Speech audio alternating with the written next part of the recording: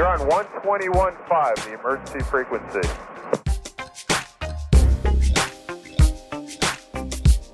Welcome to the 21.5 Show, a podcast for professional pilots by professional pilots. Join Dylan and Max, both with experience in flight instruction, the airlines, and business aviation, as they talk to a variety of industry experts, share stories, and have a little fun along the way. Heyo! It's time for another episode of the Show for the Pros, the 21.5 podcast. Welcome, Max. Hey now. What is going on? Talk to me, Goose. What is on the agenda today? It's going to be just you and me for most of the show. I don't know if listeners, maybe they can just, I'll save you the time. You can just tune out right now if we're not your cup of tea. I don't know if anyone appreciates your self-deprecating humor, Dylan. Yeah. Maybe not. Maybe not. Maybe so. So I wanted to start off this episode with a funny story of the highs and the lows of business aviation, surrounded by a common theme for you and I, which it seems like the story of my life. You and I both recently did trips to Pebble Beach. So my trip a few weeks ago, I went, and on the plane, I'm a big golfer, by the way, love playing golf. And when we landed, they're like, hey, it's supposed to rain when we're there. We don't want to play in the rain. So stay by your phone tomorrow, and if it's raining, you can have our tea time at Pebble Beach. Perfect. Wait, so 70% chance of rain. I'm like, perfect. Sign me up. I don't care. I grew up thrilled to play in the rain. Oh, I grew up on the Oregon coast playing golf. So to me, playing golf in the rain is no big deal. That's your jam. So I'm like, oh, perfect. Great. Rain for the next 2 days, forecast 70% chance both days. I brought my golf clubs because I was going to play golf somewhere else. Great. So go to the hotel and just wait by the phone.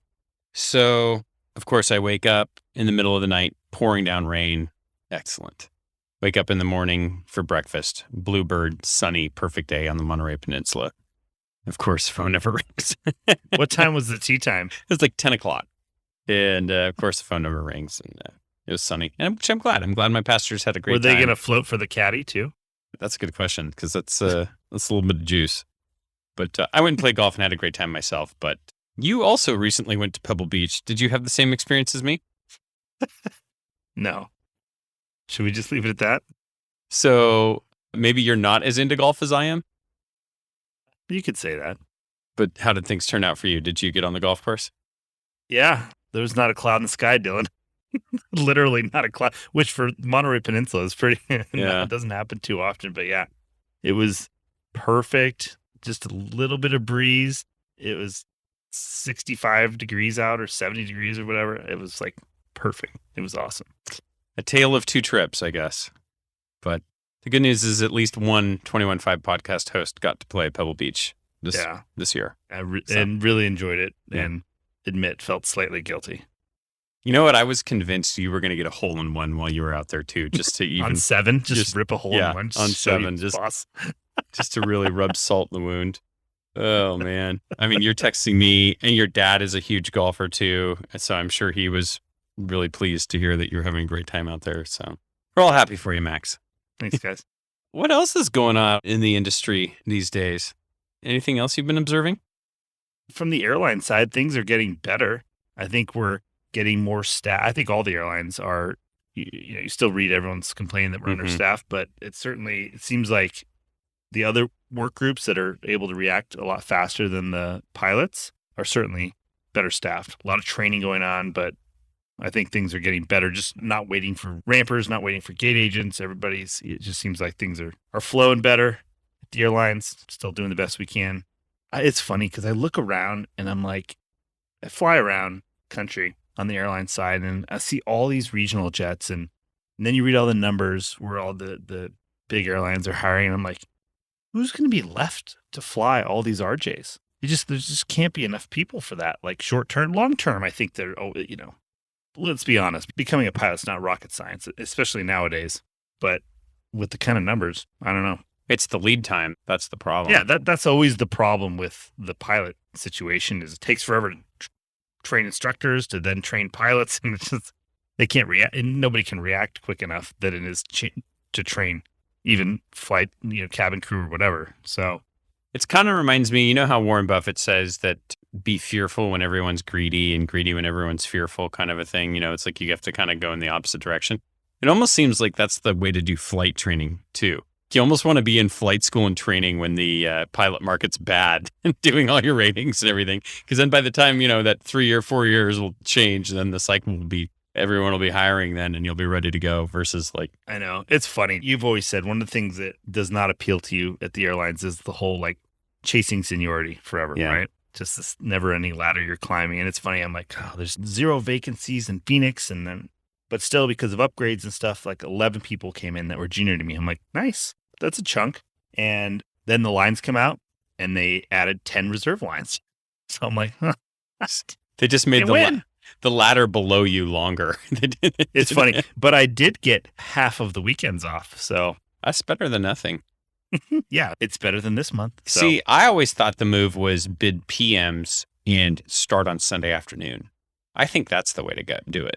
Well, so we're going to talk more about that today. So I think our discussion today is going to be one of my own personal journey and recent kind of career crossroads conversation that you and I have been working through for the past month or so, maybe even longer. But we figured it might be a good topic to discuss, just relevant for other folks as well. So that's kind of going to be the meat of our discussion today, is especially for a lot of folks that are in a career maybe outside of the major airlines and then considering, well, should I make the jump or not? I think there's still a lot of people that are wrestling with that decision. In fact, I just had a conversation with somebody today that is. So I think that's what you and I will explore on today's episode a little bit.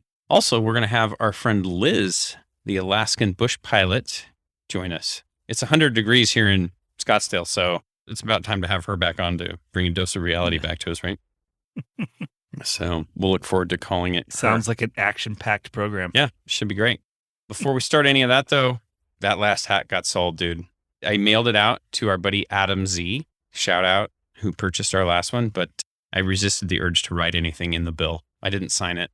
I didn't write anything cute as you requested. We're still working on the design for the next hat. And I'll have to tell you this off the air. That one thing you wanted us to make, I found somebody to make it. Yes.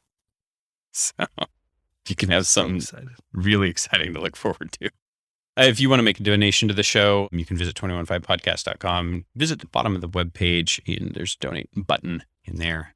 So are they sending me like a plaster mold for that one thing I wanted you to make? Oh, we're really teasing everybody. It's a full bust of Max's head. It's going to be great. It just dispenses aviation wisdom every time you see it. Yeah. Every time you shake it. I'm sure that'll be very successful. All right, on to the mailbag, Max, which is unfortunately empty today. But you can help us fill it back up again by shooting us an email, info@215podcast.com. We'll be happy to read your thoughts. But the mailbag is still brought to you by our friends at Advanced Aircrew Academy, and they send out that very handy newsletter with great updates all the time. I was just peeking at That is handy. Yeah, I was just peeking at the latest one. They're actually talking about this thing called the Safety Manager Certificate Program they started. And it's a program that Advanced Aircrew Academy, NBAA, and some other partners created an introductory level training on safety and business aviation operations. The program includes training in the following 6 key areas of safety management: leadership, safety policy, safety risk management, safety assurance, safety promotion, and emergency response. They're doing another That's a good course too, because say you start out as like one airplane flight operation and then it turns into 3 and you say, okay, we're getting to this critical mass and you designate one of the pilots. Okay, you're the safety guy. Yeah. What does that mean? What do I do? This gives somebody that catalyst to get the ball rolling, I think, and try and build a safety culture and try and prevent those overruns. Absolutely. Yeah. So they're running another course in June, so there's still time to sign up for that. If you're interested, we'll have a link in the show notes to that. There's several hours each week of learning modules, independent self-study, reference material, webinars, and Ask the Experts component and test prep session. So great course that's being offered. Plus, this is the kind of thing that's on your resume isn't going to hurt you, I would say. Thanks to Advanced Aircrew Academy for helping to develop that. All right, so mailbag's empty, but the flight advice is full. And this is a long one, so this is going to make up for our empty mailbag. Do you want me to read this? Do you want to read it? Go ahead. Okay. Hey guys, love the show. Been listening since the beginning and it's only gotten better. I'm emailing because I found myself in a situation where I could use some advice from the Diamond Dogs. Ow!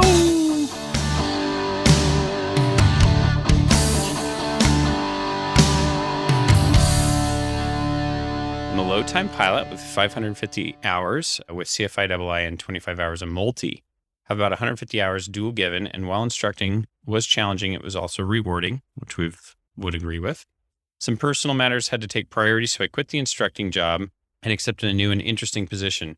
Through a mutual friend, I got connected with a wealthy individual that not only wants to learn to fly, but also to be flown around to various locations. They purchased an early model Cirrus and currently pay about 3 times what I was making previously. The owner knows I want to fly for the airlines and offered to buy me something in the $75,000 price range for time building purposes for days we aren't flying together. They are also a few weeks away from purchasing a Citation 500 and they want me to fly it. The story just gets crazier and crazier.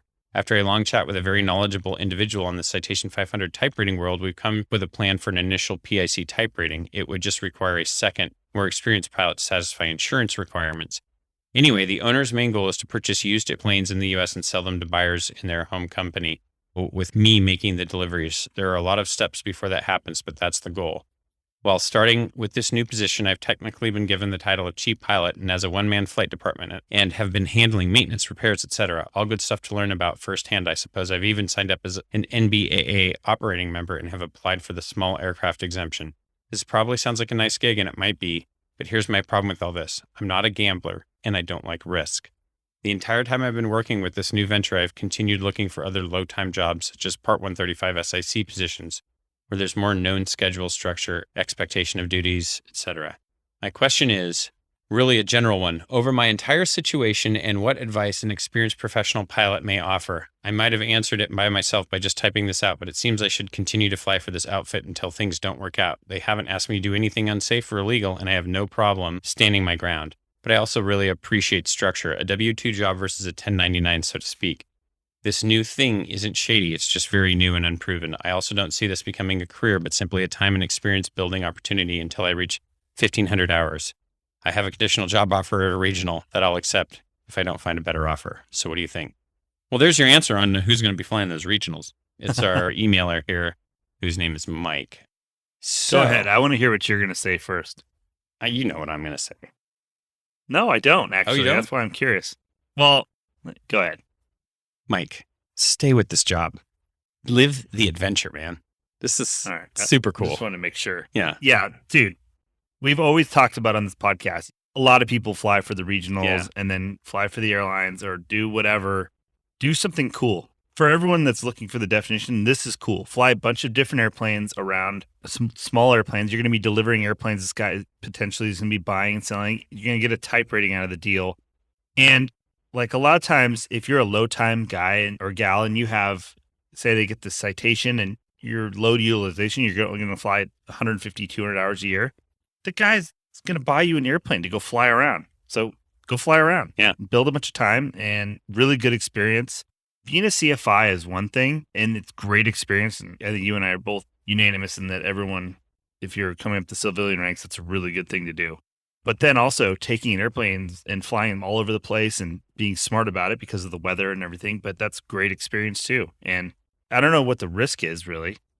It sounds like he just values stability, the W-2, some of those dependables. Putting it out there a little bit is how you learn. Yeah. And learning what to do if someone wants to pay you as an independent contractor.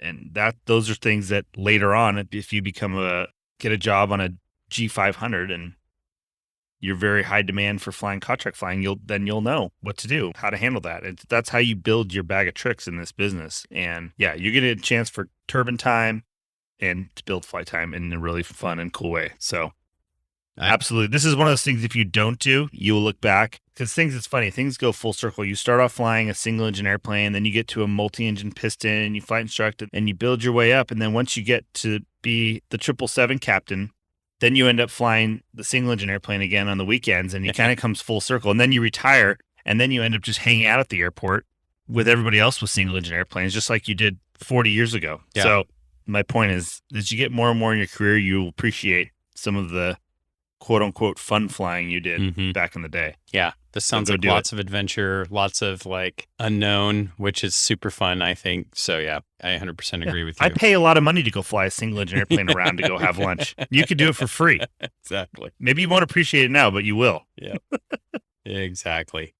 My other piece of advice is to talk to our buddy Tim Pope and have him help you set up your LLC for pilot services. Yeah, essentially, you're still getting a paycheck. It's a tax and payroll situation, and that is where you stay in your lane. You worry about flying the airplanes, and let Tim call figure our boy out. Tim. Yeah, tell you how to set up your structure and how to do that. And then, like I said, then you'll know later on, because if you're in business aviation long enough, this will come into play. Yeah. Go for it. Great email, Mike. Appreciate you writing in, and we're excited to hear what ends up happening.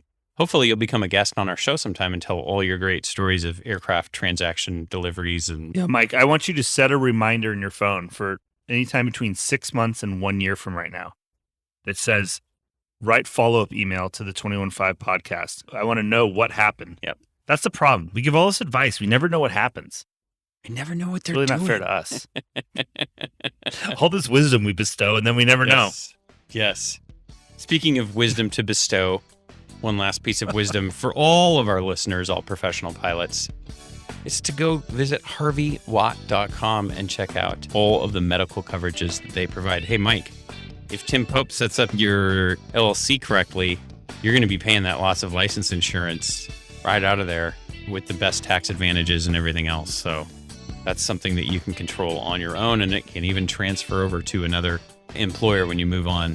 So start off now. Sounds like the people you're working for will spare no expense for your services. So protect yourself. All you have to say is over 70% of professional pilots at one time will lose their medical for a period of time. That's right. Period. That's it. If I said, Dylan, there's an over 70% chance you're going to be disabled in your life, would you get disability insurance? Yeah, it's a no-brainer. HarveyWatt.com. That's all there is to say. Thanks to Harvey Watt for putting on our flight advice segment. And you can, of course, send us an email or fill out the anonymous form on the website for flight advice.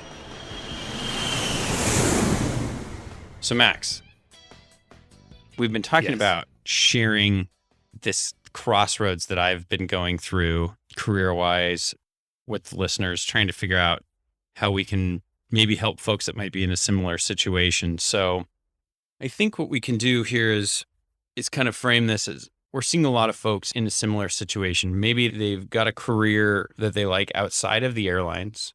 They're very comfortable there, but the major airlines are just hiring so many right now. There's a lot of folks that are coming under pressure maybe to apply, or maybe they applied thinking they weren't going to get a call and they got a call to go interview, and they're kind of having a little crisis, a little decision time of trying to figure out what is the right decision for me. And I think it would be good to just have a little conversation about what maybe people could think about, how they can have conversations with their spouse, and especially how they can keep focus on what's best for them and not what they see all around them. Because I think that's one thing that especially if you're on pilot social media, everything you see right now is people with their, picture in front of the Delta sign or the American Airlines model airplane or whatever it is, saying, I'm the next to get hired. And so it can be a real challenge to kind of stifle that fear of missing out, I guess. Is that a good way to describe it? Yeah, well, you feel like you're the only one missing the train. Yep. Sometimes. Yeah, and absolutely. The first thing, I think, when you approach this subject is nothing is perfect. Yep. That other job is not going to be perfect. Being a business aviation pilot is not perfect. Being an airline pilot is not perfect. They all have things that are pros and cons. But the big thing is that those pros and cons are different for each person. Right? Yes. And that's what you have to evaluate. Absolutely. Just going through my personal situation. So I have a great job that I really enjoy, work for great folks, but I got out of the blue, basically an invitation to go interview at one of the majors. And I wasn't even really planning on having to make that decision. Well, it's always really easy to say. One of my favorite catchphrases, don't make a decision until there's a decision to make. Right. So it was kind of like thrust upon me to evaluate this. And so definitely there was part of me feeling like, man, everybody is going to do that, is going right now. Am I the only one that's going to be missing out if I stay?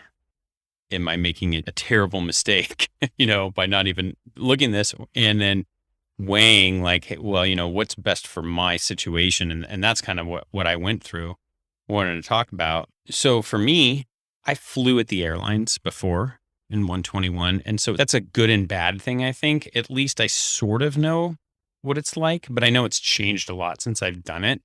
So there's a lot of like pain points that I remember from my airline flying that are just gone now. I was doing jet provisions in the crew room, and like there was no such thing as Uber. I mean, it was 20 years ago, and it was a regional airline. Yeah, so exactly.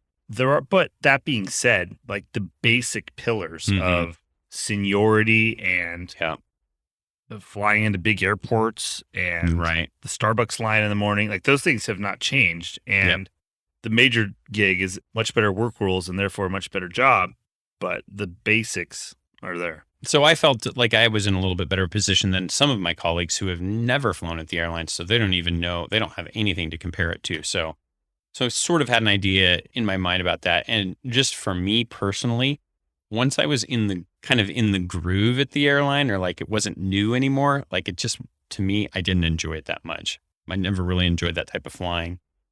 I never really felt, my main goal when I worked for the airline was to figure out how to make as much money as possible without flying at all. Flying as little as possible, I should say, which is the goal of most airline pilots. Sitting in the cockpit was never like, oh yes, we get to go flying. It wasn't like that you look forward to it, And so that was a big change for me when I was in business aviation, because now one of the main things is like every time I go flying, and granted, I don't fly a ton, but I really enjoy it. I'm looking forward to going on a trip. I'm looking forward to that flight. So, I know a lot of folks say, if you love your job, you never work a day in your life kind of thing. And that's sort of the way I feel right now. So that was kind of my bias there, just on just the like flying aspect. It's like, man, I really love business aviation because of that. I'm excited to go to work. There's always new challenges, et cetera, kind of the things we've talked about on the show many times.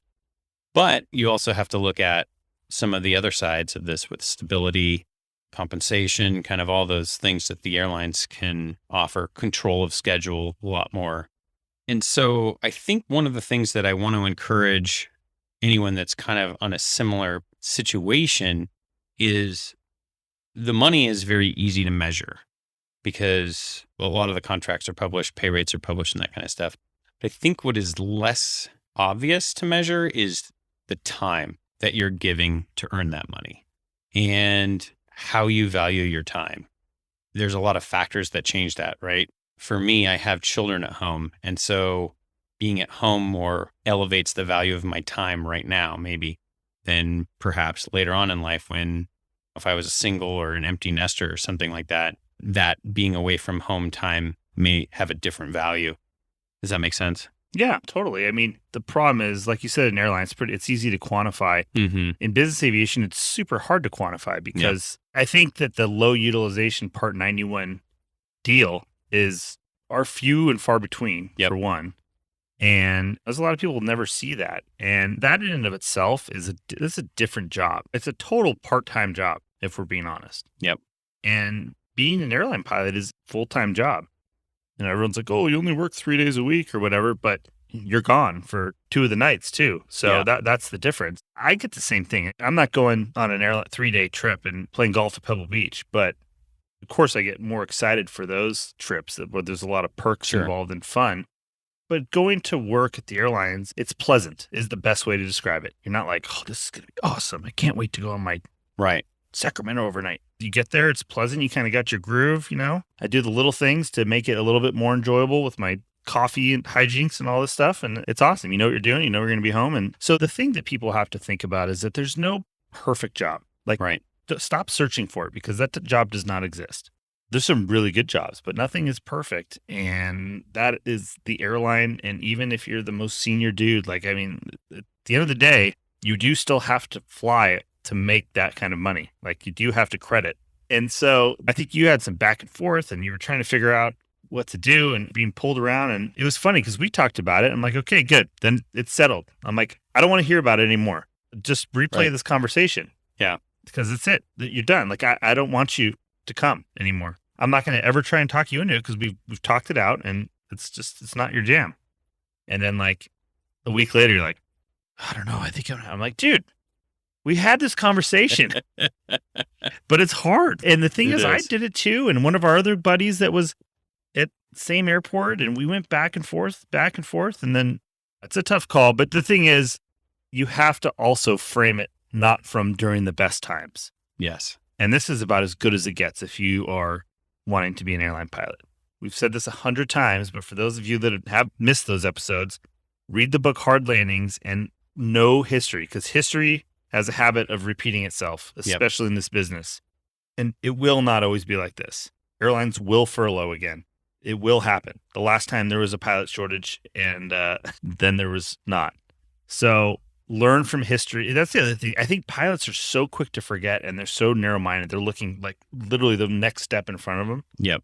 And you have to look back to see how this business can be. So. Absolutely. And you talked about, me making my decision. I think when my wife and I were really going through it, the factor for our specific family situation, the decision that really sealed the deal for us, or the perspective is like, well, what would my kids pick? Would my kids pick for me to do, which job would they pick for me? And when I thought about it from that perspective, I was like, I know exactly which job they would pick for me to be at, I may not have as much flexibility with the schedule and other stuff, but I'm home more. And I was like, for us, make a lot of pickups at the bus stop, though. Yeah, I'm at the bus stop every day, picking them up from school and coaching T-ball and doing all that stuff. And so for us, that was one of the big deciding factors. Now, that's going to be different for everybody else. But I did think it was important to kind of find that one resonating thing that helped push us over the edge. Because, I'll be honest with you, I know for a lot of people, you're going to weigh those pros and cons.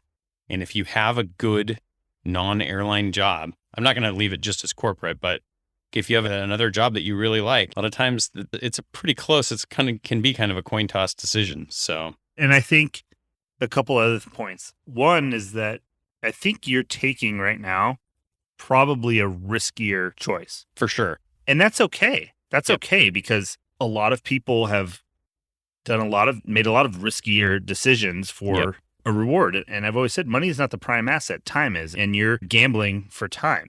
Aviation is a gamble. Whether you go to an airline right now, a lot of people think, oh, I go to the airline, I'm set right now. That's certainly not the case. You have to also sometimes be willing to accept some risk to make a complete evaluation of your current state. And that's what I wanted to actually go through with you. I just had this conversation today with somebody going through the same thing.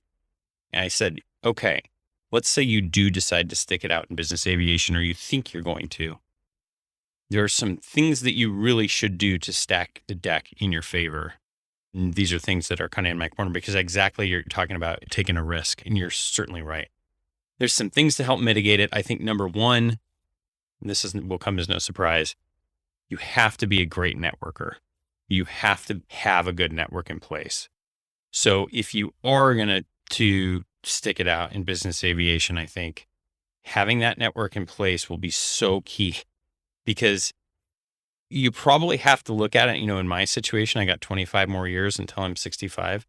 I'm probably going to, at some point, an airplane is going to get sold, and I'm going to have to get another job, and it might have to be a temporary job or something like that. But I have to be ready to accept the possibility that I may have to take a step backwards temporarily, go fly that Learjet on charter or something like that. But I have the network in place to be able to find a different opportunity. So I think if you have the strong networking skills, it's definitely a plus for sticking around. The other factor that I think is super important is where you live.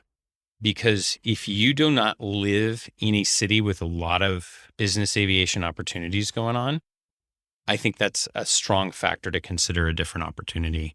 Because if you're flying the only jet in town and something happens to that airplane, then you've got a lot of chips in one basket. So here I'm in Scottsdale. Well, that's another thing too. And in that town, you'd have to assume there's also not a major airline base. Right. And that's where NetJets or FlexJet or something like that different can option help you could be in hedge there. that risk too. Yep. So I think being in a strong business aviation city, which I consider like Southern Cal, Phoenix, Scottsdale, Denver, Dallas, Houston, For sure. Miami, there's always a lot more opportunity. But here's the other thing too. Business aviation is more like a real job. And when I say that, I mean, you have to have a better resume than the next guy. Yep. And have the network to be able to get the job when times are tough. And people get very comfortable in business aviation. They fly the same airplane. They're the number 2 guy for too long or whatever. And it's like you also have to sometimes make a change you might not want to gain that other experience and maybe take a job as the lead or the airplane manager, or going from running one airplane operation to running a multiple airplane operation and getting some more type ratings in your belt and stuff. Because that's the thing. There will be opportunities surface that no matter how good your network is, there's somebody else that has the type rating or has run a big international flight operation or things like that. And that's the other thing too, is you have to continue to build your resume, and whether that's being a cam or doing whatever stuff, like when times are good and people get very comfortable very easily. Yep. And I think in business aviation, if you're going to stick it out in that business and be successful, you have to continually build your resume and experience with stuff that will put you at the top of the stack. 100% agree. Yep. So those are a couple of the thoughts if you are going to make a long-term run. I think the other thing too, like we've talked a lot about managing debt and some of the financial stuff. Can you float yourself for 6 months if you're between jobs? You know, everyone loves to talk about Dave Ramsey and the emergency fund and stuff like that. Do you actually have that in place? Are you ready to weather a storm like that? I mean, even airline pilots need something like that, as kind of a furlough fund. But I think probably more likely in business aviation, you're going to have to weather a storm or two. So I think that's another pretty strong consideration as well. Yeah. And the one thing I will say, especially as a defector from business aviation to the airlines, there are people that do quit and go back to business aviation. So those people think that like, and you never hear about anybody. You hear about tons of people leaving business aviation, go to the airlines. And you and I personally know a guy that left United some time ago to come back to business aviation. And then I flew with a guy whose good friend was either 777 or 78 FO at United and bailed, quit, and came and was flying at some sort of big Gulfstream 550 or something. Yep. That happens. And those people are the ones that don't effectively take all the stuff into consideration before they make that decision. But that is also another consideration of which I told you. I'm like, you can always come back. Yeah. If you don't like it and you don't exactly know what the newer airline environment's like, you can always come back. Yep. Very true. So it's better for the show anyway if you stay as in business aviation. That was the ultimate. So, I said that thing about my kids, but it was, otherwise obviously it's going to be boring. So, what did you see in the bid packet this week, Max? I told you already. Yeah. More reserve lines. Yeah. So anyways, hopefully that's helpful for somebody. We're always happy to share our experience with folks. If there's any perspective we can provide to you, happy to do it. But that was just my personal path on how I did it and made the decision to stick with it. And this is where I feel very comfortable and very happy. And you know what? There's probably going to be a time where the airplane that I fly sometime in the future could potentially go away. And I might be flying a medevac Learjet at some point going, I made the wrong decision. You could be 60 trying to heave a big bag over your head into a Gulfstream baggage door or something and throw your back out and be like, what am I doing? Yeah. But we'll talk in 20 years and we'll see who made the right calls. Exactly. So it's the road less traveled, I think. Good for you. I commend you, though, for taking a tough look and accepting some risk and see how it goes. I'll tell you what, I'm lucky that I have unlimited 24/7 access to Max and other folks like Max who are really able to help kind of walk you through a decision. But if you don't have that type of a resource in your network, I think getting some career advice from somebody that's kind of educated and familiar with this process of giving you perspective, or not, sometimes perspective is good, but also sometimes you're really good about just kind of asking the right questions to be like, hey, all right, let's lay this out and really taking a hard look at things. That's really helpful too. So if you don't have someone in your network do that, I encourage you to seek one of those out from one of the career services folks. You know what? One conversation you have had that I would just pay to be able to have recorded was, do you remember the one when you were a driving instructor? And you call me, and I'm in a hotel. I remember I was on a trip, and you're hemming and hawing about whether to take this like King Air job. I'm like, dude, are you serious right now? How are we what is the worst that happens here? Oh yeah. Yeah. Do you remember what I'm talking about? I kind of laid into you. I'm like, why are you calling me right now? Call the person with the job. Right. Get out of here. You just presented a different way of thinking about it. That was very blunt, but you're just like, Yeah, probably. Yeah, I guess you're right. Yeah, and that's what I'm saying. Sometimes it's nice to have that external perspective of somebody that's just like, dude, stop being an idiot. Think it's good. And the same thing, Yeah. I bounce things off you and other people that people will see things that you don't see all the time. Yep. But I'll tell you, man, I've just seen a lot of people with making a lot of really hard career choices in the last 6 months. And it's not easy. It's funny how, like, when you start flight training, most people are like, oh, someday I'm going to be a captain at United or whatever their dream is. And then it's like the dream kind of arrives to you. And then it's like actually a really hard decision to make. Funny stuff. Anyways, maybe some of our listeners have some similar experiences like to share, or maybe they've figured out a good tool that they've used or a good system or making a pros and cons list. I don't know. Conversations with their spouses, any type of insight that you've gained on going through a similar process. We'd love to hear about it. You can shoot us an email and share your experience. I know a lot of folks are going through this right now. So hopefully if people find that's helpful. And we said it's good to reach out to a professional. Another professional we recommend reaching out to is our friend Tim Pope. Of course, with all this money you're going to be making at whatever career you choose, you need to talk to our friend and certified financial planner, Tim Pope, who's been helping professional pilots nationwide create and execute a smart financial strategy. Timothy Pope, your financial planning partner for all phases of your financial flight. Check the show notes for a link to book your free appointment with Tim. Get that outside perspective. It's good for careers. It's good for money. You can't make all the decisions yourself. I have a good segment I want to talk to Tim about, too, on the next show. The Employee Stock Purchase Program. Oh. I think it's highly underutilized. If you could have any investment where you could automatically, the day you buy it, have it, whatever your discount is, which is essentially means you have a immediate 10% equity position. There's a lot of people that strive for over the course of a year in an investment, and you can have it as soon as it closes. I mean, obviously there's volatility and everything else, but I think that's something that's available, and a lot of people are very focused on the 401k and things like that. But yeah, I want to get Tim on to talk to us about the Employee Stock Purchase Program. I'd be curious about that. Conventional wisdom says, like, oh, you work for this company. Now, if you own a bunch of shares in this company, you've got even more eggs in the basket. But let's leave the financial advice to the pros. The thing is, with those employee stock purchase programs, is there's a cap that's not that high. Yeah. I mean, you can't just go be buying $1 million of stock every week and be making $100,000 every and then divesting it. They've actually figured that one out. And, they did. Put some rules in place. Yeah, believe it or not. But that's the only thing holding you back, Max, from doing that. Yeah. You'd be at the shareholder meeting. I demand more reserve lines, less reserve lines out of Phoenix. I think that's what's all right. holding Let's us back. take this to a vote, everybody. In fact, no reserve lines. Otherwise, could you see that? That'd be the greatest pilot idea, is where the union suddenly buys a controlling board seat. Everyone divests their 401k to some sort of fund to buy. The board meeting agenda has, like, let's see here. What is this PBS thing? Extra vacation? What are we talking about? What is crew meals? Crew meal. We don't even have serve food on this airline. You have ovens. How are you going I love it. All right. We're going to hit pause here, and we're going to try and call Liz. We're going to see if the phone lines are working in Alaska here. This could be very complicated. Here we go.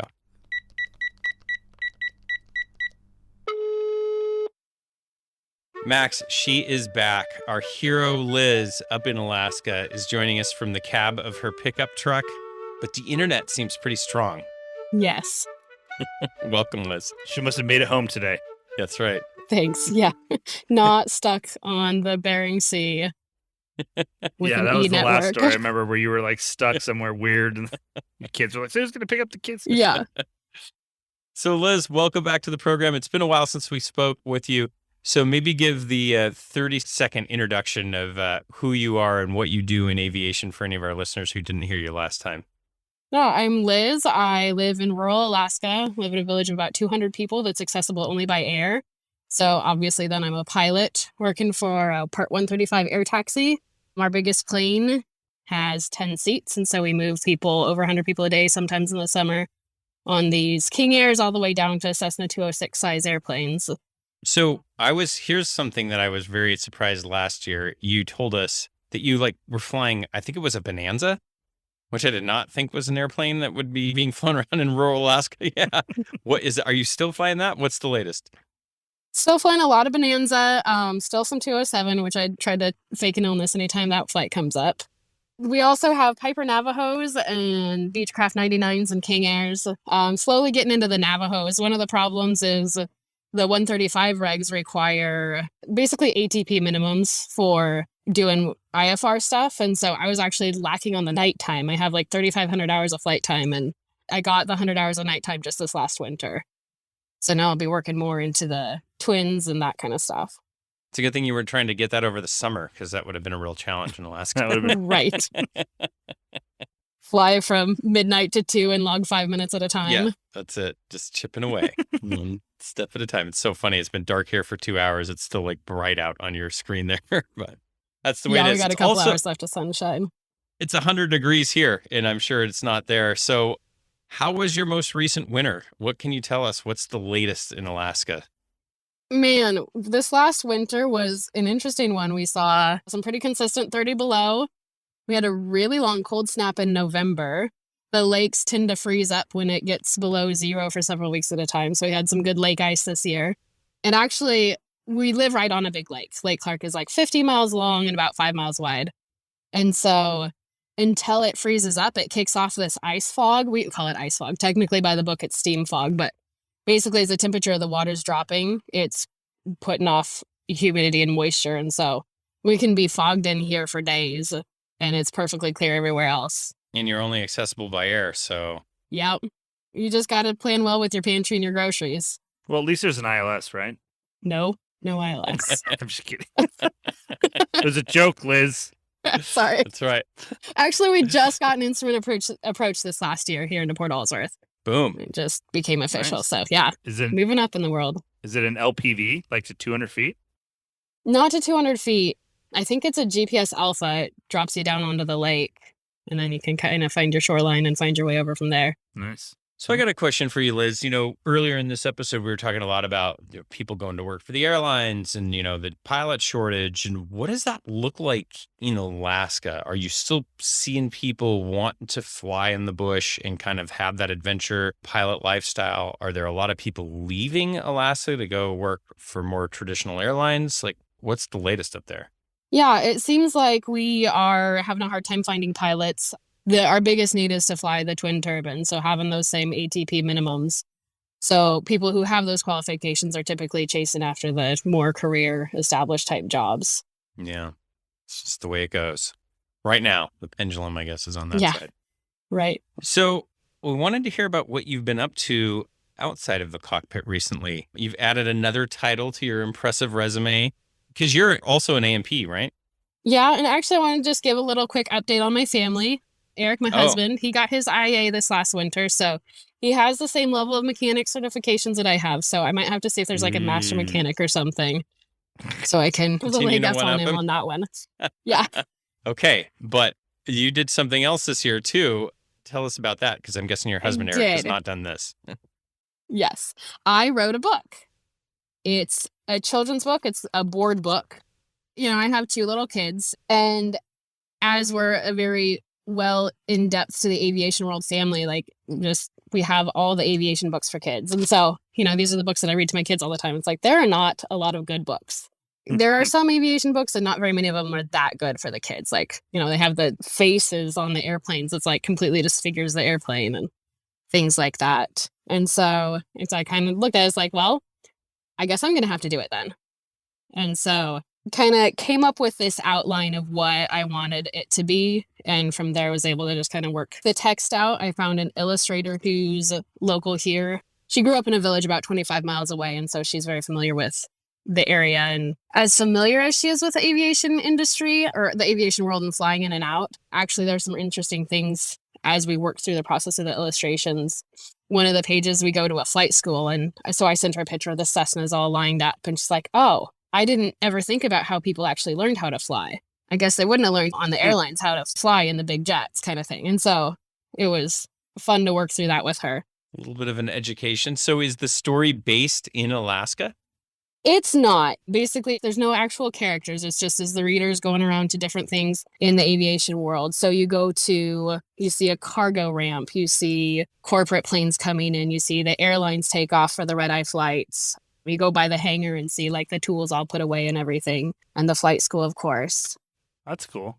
And so when I was growing up, my mom read a lot to me. That's the number one thing they say is like reading is super important for kids. And so my parents actually saved a few of my books from my childhood and sent them up for me for my kids. And I remember the first time I opened up one of the books to read to my kids, and it's like all of a sudden, I hadn't seen this in 30 years. It's like, I remember these pictures. There's something very deep-seated about that early childhood reading. And so with this story, it goes around and basically is introducing to kids this idea that there's more than just the airlines. Yeah, because that's the face of aviation to everybody, especially kids, because that's most of them ever see. So that's cool. I'm interested. How do we get one? I have a website. I went the self-publishing route. So when I was looking at publishers, everything was wanting to take a big chunk of it. And so I set up my own website, and we'll have the link for that. I think you guys are going to put it in the show notes. Yeah, we will. But what is it anyway? Because I want to type it in right now. It's Glacier Crossing Books. Cool. Wait, so do you have like thousands of these books in your garage right now? And you're just hand mailing them out? They are not in my hands yet. I'm going to have them in my hands in September, early September. Nice. The printer is behind because of 2022, supply chain issues, workforce shortages, blah, blah, blah. So fall time, perfect time for Christmas. I'll have those in hand. And instead of shipping them up to Alaska to me, I have someone that's in the lower 48 who's going to be doing all the mail outs. That's probably a good idea when you're in like a airlocked city. Yeah. You'd be flying your own books in the back of your airplane out every day. Right. Drop them off out the window at each of the That's right. villages. There you go. There you go, guys. Oh, that is so awesome. Well, I'm excited to check that book out, Liz. I know my kids will enjoy reading it. Yeah, I totally agree with you. Like some of the aviation books for kids are really cheesy. Terrible. They're terrible. So yeah, we salute you for tackling this project, and I'm so excited to see what it is like, and I know my kids are going to love it. So we'll have the link in the show notes, as you mentioned, for our listeners to check that out. And this could be a whole new opportunity for you, a whole new vertical, right?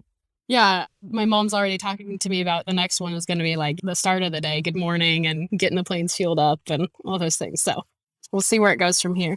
I want you to shadow Max for a week and write a kid's book about Max's life in the airplanes. I think that would be an incredible book. Right. Making exotic coffees in the airplane galley and do trip swaps at the last second. And it would be awesome. Yeah. I think that would be super exciting. Yeah, the kids would love it. Really on the edge of your seat kind of stuff. Speaking of stories, Liz, we like to end up all our episodes with a good story. You finished another winter. You got to have some good stories for us. Yeah. So cold weather is where this is coming from. So there's actually two separate things that have to do everything to do with cold weather. I was on a normal day. It was probably 10, 20 below, and I'm flying along the Bonanza, and all of a sudden the door pops open. Not super common, but not awesome. Not unheard of, though. And so because of the wind pressure, it stays open about an inch, but also because of the air pressure, you can't get it closed. And so at this like 10 below temperature, I'm looking around for my closest place to land because the one thing it's doing is, the Bonanza has a hard time keeping up at that temperature, is keeping the cabin warm as it is. So that door open is sucking up every bit of air that's in there. So it was possibly the coldest 10 minutes of my life as we made our way to the nearest airport so we could get on the ground and get the door closed. Did you have passengers on board too? I did, yeah. And the guy sitting right by the door was trying to hold it as tight as he could. We tried to slow it down and get it closed, but yeah, his hands and my hands too were aching by the end of it because you still have to hold on to the controls and stuff. I would put gloves on, but you can't fly a plane very well with gloves on. So I would put my gloves on for a little bit and take them off and just try to conserve as much warmth as I could. Because you get to the point where you start losing that fine motor skill. Like you can't really control your hands that well. And it's kind of what you need to land on these gravel strips. Oh my God. I need these stories to put things in perspective for me. This is good. Keep going. Keep going. Okay, yeah, here. So then another day, we were going into Anchorage. There was 3 single planes. I was in a Bonanza and there was 2 207s. It was a beautiful, clear night. We actually left in the dark to get a little bit of nighttime. And we're going in, getting to Anchorage right at sunrise. And the same thing happens in Anchorage as here. Like, it's right on some water, so they can get just a little fog bank will sit right over the city and not move. So it sounds clear as we're going in. And then, when we get about 30 miles out, it fogs in. So we landed a strip that's close by, but there's nothing on it. It's about 30 miles out of Anchorage. And so then we have nothing to do. There's nowhere to go. We got to keep these engines warm. So we're just sitting in each of our respective airplanes. And we have the fancy engine gauges that are telling us temperatures. And so it's minus 35 outside air temperature. And so pretty quickly, the cockpit gets to be that temperature. There's some wool, like U-Haul blankets in the back that I have wrapped all around myself. And it just can hardly feel my fingers. One of the other pilots, he fired up and flew around for a little bit to warm up. So then finally, we waited, like we're looking at the forecast. And we were able to talk to some pilots that are IFR that were talking to our people on the ground there because our cell phones didn't work there. We didn't have cell service there. So we're trying to figure out what the weather's going to do. And they say, it's supposed to clear at this time. So let's see. We landed around 8. We sat there for a good 3 hours. And it was supposed to clear up and then it didn't clear up. So finally it's like, we got to do something. We got to get somewhere warmer. So we head to Wasilla. It's about an hour's drive out of Anchorage. Like the cold weather thing, you got to learn how to monitor, like how cold is too cold and like how quickly things change when it's cold. Because I was getting to the point where it's like, I couldn't grab the yoke very well because my hands were too numb from the cold. And it's like, you keep thinking it's like, I'll be fine. It's like, this is probably not the safest choice. I could have done something to stay a little warmer in my hands at least. So we get to Wasilla. We were planning on fueling up in Anchorage. So we're all kind of at the point where we need gas. And so we pull up to the pumps there and we go to run one of the pilot's credit cards and the credit card reader's frozen. All right. Well, how do we get gas now? Because it's all self-serve. There's no trucks there or anything. And so there's actually a little spot for pilots to warm up there. So we went into there and warmed up a bit. And I ate my frozen lunch and those little hot hand warmers. One of the guys, he held that on the side of the card reader to thaw it out enough to read it. And so we were able to get gas then. They bussed our passengers up from Anchorage. So they loaded them all up in the van and drove them to Manaur to get them on the planes. And then we flew them home. Oh my God. Wait, so if the engine's cold soaked at those temperatures on a Bonanza even, can you start it or no? Yeah, we were watching the temperatures really closely. And that was one of the things I think during that time I fired up a couple of times to get it warmed back up. Because when we start the day out, like if it's below 25, you don't start the engine. Like if the cylinder head temperature is below 25, you don't start the engine. We do have some pretty significant preheat systems on them. So overnight we'll plug them in. The cylinder bands, it's got a pad on the oil pan to warm that up. And then actually on the Bonanzas, we've wired one in on the electric gear motor that runs the landing gear up and down. So when we know a plane is flying, we can have it warmed up to the point where it's safe to fire it up when we pull it out of the hangar. But sitting there, yeah, it's to the point where you just need to keep a close eye on it. Okay, so last time when we talked to you, Liz, we were like, you told us your stories and we're like, we got to get you like an ADS-B receiver or something. And I think someone might have sent you one that I don't even know if it worked or not. But now, this time, I think like, can we all just pitch in and maybe get you some gloves with the finger warmers in it or something? Or it sounds like you need, I sense the common theme here. Like keeping your hands warm in the airplane is very underrated, but very important, right? Yeah. One of my buddies actually has a coat that's got like, he can turn it on and it heats up.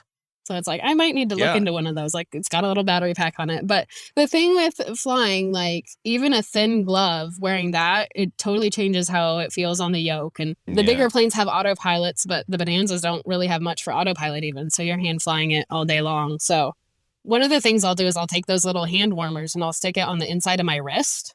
And so that's warming the blood going into my hands and out of my hands. So that actually helps keep my fingers a little warmer. Pro tip from the bush. There you go. I also will keep my gloves tucked like inside of my coat. So when I do want to pull them out and put them on, then they're warm. So that's another thing. Like if it is getting really cold, I can warm them up a little bit that way. Give me Christmas. All right. Well, you always do a good job of putting things in perspective for us. Is there a jump seat reciprocal agreement? Can I come like with you on a flight as like a jump seater to the Aleutian Islands or something? We don't have a jump seat program. That would be really cool. Some of the other pilots, they'll have a friend come up and visit and they get to fly them all over the place. So I don't know. Come up and see me and we'll see what I can show you. We'll see. Yeah, I feel like if you show up with like a thermos of something hot, Max, with some like extra hand warmers. Trust me, this is going to be in the summer. Yeah. There's unless there's a heli skiing opportunity in the town you live in, this is going to be in the summer. Oh, I love it. All right. Well, Liz, it's always great to catch up with you and hear about your adventures. Puts things in perspective, at least for me. Makes me count my blessings when I'm mad about chasing down catering receipts and rental car returns. And when is the last time you flew in a single engine airplane, Dylan? Oh, not that long ago. Remember, I just got my tail wheel and Super Cub and stuff. Oh, that's right. Yeah. All right. I'm very experienced. That was like a year ago, at least. How many years had it been since you touched a rudder pedal? You should have seen the crosswind landing I just put down the other day In a jet? in a jet, and I was pushing on the rudder pedal and everything. It was incredible. Oh, man. I think it's probably on YouTube somewhere if you search hard enough. But How about that? probably need to pick up the pace. Actually, what I really want to do, Liz, is go up. My friend told me about this awesome lodge up in Alaska where you can do your seaplane rating. You like go up there for several days and they give you a little training in like a pacer. Yeah. Which sounds awesome. Yep, Alaska Floats and Skis. Yeah, it's a great Yes. place. Don Lee owns it, and he's a legend. Yeah. Well, actually, he passed it on to his daughter now, but he still does all the check rides. Yeah, absolute legend. Phenomenal pilot. The thing he cares the most about is training the next generation of pilots. So There you go. Okay. So Max and I will come awesome. do that next summer, and then we'll come see you, and I'll hold the door shut for that leg. Come read your I'll husband's take new the- book that he yeah, wrote to Exactly. keep pace with you. All right. Liz, the website for your book, one more time, say it, and we'll publish the link. it's Glacier Crossing Books. And so there's the pre-order option now. You can do one book or you can do a pack of 5. There's like a 10% discount on the pack of 5. I have a couple airline pilots that have ordered that pack of 5 because it's a great, like the kids that come up to the cockpit kind of thing, they can hand a book to them and just continue planting those seeds and give them something to think about as they grow up and maybe want to be a pilot. It's a good idea.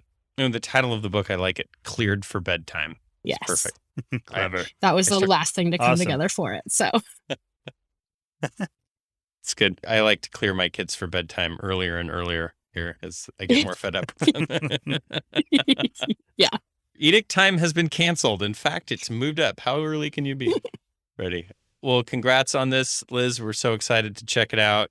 Congrats on making it through another winter in Alaska with, you still have all 10 fingers, I'm assuming, too? I do. Yep. So far. Nothing's, okay, perfect. None of Okay. them are black Well, either. enjoy the summer, Liz. Yeah. I'm sure you'll Thank enjoy you. it more than we will in sunny Arizona. Yeah. 100 and how many degrees? That's right. We don't want to talk about it. That's right. That's right. All right, Liz. Until next time, thanks so much. Thanks, you guys. See you, Liz. Man, that was kind of a fun show. Max just kind of all off the cuff. It just kind of came together. So I hope everyone enjoyed our musings. Indeed. I think we need to take a break from this whole job market discussion. and Yeah, Do something different. that's right. Kind of wearing me out. at this Yeah. point. Tired of talking about the pilot shortage and all this. I'm good. Let's get something. That's right. Well, thanks to all of our listeners for tuning in and sending their emails and flight advices, etc. Thanks to our sponsors, Harvey Watt, Advanced Aircrew Academy, and Tim Pope. All of their information can be found in the show notes, as well as the information for Liz's book and all the other stuff we're peddling these days. I don't know. The list just keeps hats, books, never ends. We'll be back in a couple of weeks. But until then, remember, Flexibility is the key to air power. We'll see you guys. see you guys.